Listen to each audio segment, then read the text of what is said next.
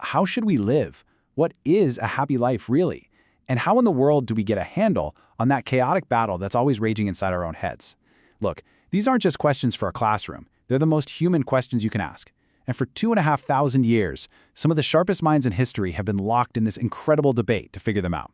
So let's pull up a chair to that ancient conversation. And it all kicks off, as it so often does, in a moment of pure crisis. This is Medea from an ancient Greek tragedy. She is on the verge of doing something absolutely horrific as revenge. And the thing is, she knows it. One part of her reason, is just screaming, "Don't do this." But another part, her anger, her thumos, has taken over. It's the master now. And that one line, it perfectly captures the conflict that completely obsessed ancient thinkers, this war between our reason and our passions. But this isn't just about drama on a stage. For the ancient philosophers, Medea's dilemma was a deep psychological puzzle, a puzzle that forces all of us to ask a question that really cuts right to the core of who we are. And yeah, this is the question, isn't it? If we can literally feel ourselves being torn in two, pulled between what we know is the right thing and what we desperately, passionately want to do, then are we ever really in charge of ourselves?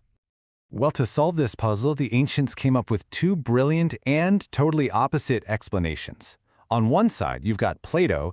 He said our soul is literally divided. You've got reason, which should be the boss, but it's in a constant wrestling match with desire and spirit. Forces he saw as being, well, kind of animalistic. But then the Stoics came along and said, hold on a second. For them, the soul is one unified thing. Your anger isn't some separate beast fighting your reason. It is a form of reason. It's just a corrupted, flawed logic that has temporarily hijacked your entire system. And this is just a perfect illustration of the Platonist view. Imagine your reason is a charioteer, right, holding the reins, trying to guide you. But in this model, anger is a wild, disobedient horse that has just ripped the reins away and is now dragging the whole chariot, and you with it, straight for a cliff. Reason isn't just losing an argument here. It is being physically overpowered by this brute force from inside you. But the Stoics? They saw this completely differently. The philosopher Epictetus didn't see a woman who was possessed. He actually felt for her.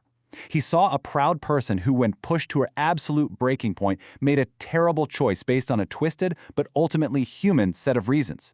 She wasn't overwhelmed by a beast. She was acting on the terrible logic of her anger. For the Stoics, this is the key. It was a failure of judgment, not a total loss of control. And that means she was still responsible. So this whole internal battle for self-control, it naturally leads to a much, much bigger question. I mean, if we're trying so hard to steer ourselves, where are we even trying to go? What's the destination? Or to put it another way, what does a good, happy life actually look like? To explore that, the ancients love to tell the story of the choice of Heracles. So, as a young man, the hero comes to a crossroads, and he's met by two women, and each of them offers him a completely different path through life. It's such a powerful metaphor for the fundamental choice that, in big ways and small, we all have to face. So what are his options? Well, the first path, offered by this figure called Vice, it's wide, it's easy, it's all downhill. It's the path of instant gratification, of satisfying every single desire with as little effort as you can. The second path, offered by Virtue, is steep and it's tough. It's going to require struggle, sacrifice, and working towards things that have true, lasting worth. The big question is, which road actually leads to a happy life? Okay, but before we answer that, we have to get one thing crystal clear: what the ancients actually meant by happiness, or eudaimonia. This isn't about feeling cheerful or chasing a momentary buzz. Think of eudaimonia as the quality of your entire life viewed as a complete story from beginning to end. It's about human flourishing, about living well, and really fulfilling your potential. And this is where Aristotle just steps in with a huge dose of common sense. He agrees that, virtue is absolutely essential for a good life, but he says it can't be the only thing. As he puts it, anyone who claims a virtuous person can be truly happy while being tortured on the rack is, whether they mean to or not, talking nonsense. His point? You need some basic external stuff too, like health, friends, and maybe a little bit of luck. The Stoics, though, made a far more radical, honestly kind of shocking claim.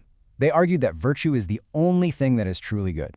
Everything else, health, wealth, reputation, even life and death, is ultimately indifferent. Why?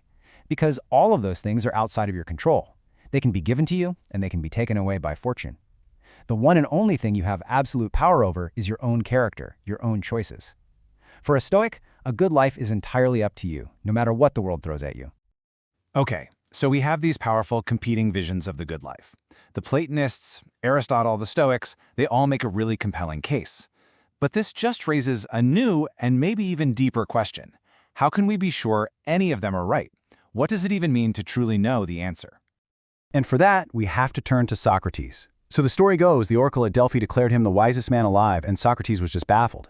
He went around questioning all the supposed experts in Athens, the politicians, the poets, and he found that none of them could really explain their own beliefs. And that's when he figured out the oracle's riddle. His wisdom wasn't in having all the answers. It was in knowing with total clarity just how little he actually knew.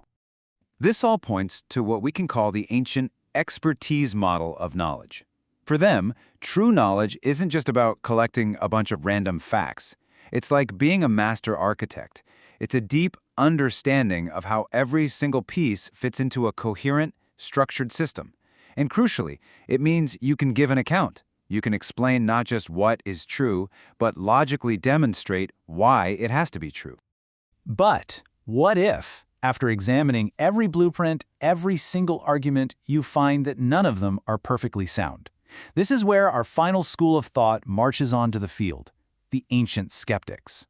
The skeptics looked at these centuries of endless debate between the Stoics, the Platonists, and everybody else, and they asked one simple, devastating question. After all of this, can we really know for certain that there is one true path to a happy life? Their method was incredibly systematic. They would take any philosophical claim, like, say, virtue is the only good, and they would meticulously examine all the arguments. And what they found, again and again, was that for every powerful argument for a claim, there was an equally powerful, equally plausible argument against it. With the scales of reason just perfectly balanced, they felt the only intellectually honest thing to do was to suspend judgment. Now here's what's so interesting. You would think that suspending judgment on all of life's biggest questions would lead to this state of constant anxiety, right? But the skeptics discovered the exact opposite. By letting go of the stressful, often impossible search for absolute certainty, they stumbled into a state of profound peace of mind. It's this beautiful twist. The very tranquility the Stoics were working so hard to engineer with reason, the skeptics found by recognizing reason's limits. So, from the battle inside our souls to the search for happiness and the very limits of what we can even know, the ancient philosophers didn't leave us with a neat little set of answers. No, they left us something way more valuable, a set of essential questions and a standing invitation to join the debate. Because maybe the point isn't to find the final word. Maybe the point is to find our own voice in a conversation that's been shaping who we are for 2,500 years.